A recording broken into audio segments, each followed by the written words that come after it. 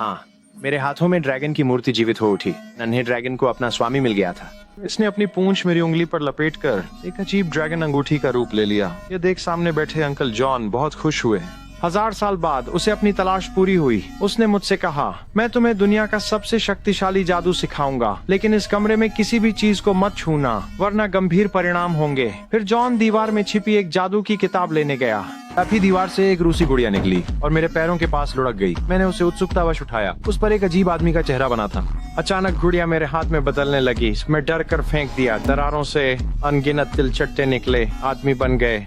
वह बिल्कुल गुड़िया पर बने चेहरे जैसा दिख रहा था। वह एक दुष्ट जादूगर था, 1000 साल से नेस्टिंग गुड़िया में कैद, जिसे मैंने गलती से आजाद कर दिया था। इस बार मैंने सच में गड़बड़ कर दी थी। उसके बाहर आते ही उसने मुझे मारने की कोशिश की।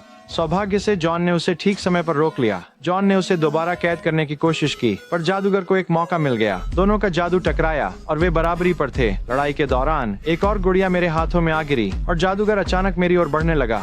मुझे वो गुड़िया चाहिए। आखिरी पल में जॉन आग से निकलकर उस पर झपटा। मुझे बचाने को उसने खुद को और जादूगर को एक डिब्बे में बंद कर लिया। कांपते हुए मैं सड़क पर भागा और नेस्टिंग डॉल फेंक दी।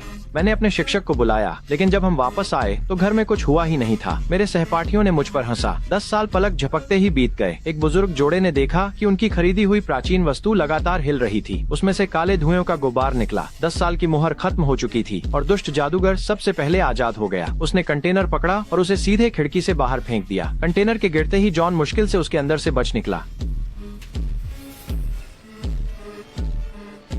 जॉन ने सबसे पहले मुझे ढूंढा, क्योंकि मैं उसके लिए बहुत खास था। जॉन एक विशालकाय स्टील के गरुड़ पर आया और मुझे जादूगर से फिर बचाया। उसने मुझे एक पुरानी कहानी सुनाई। 1000 साल पहले मर्लिन नाम का एक महान जादूगर था। उसके 3 कुशल शिष्य थे और जॉन उनमें से एक था।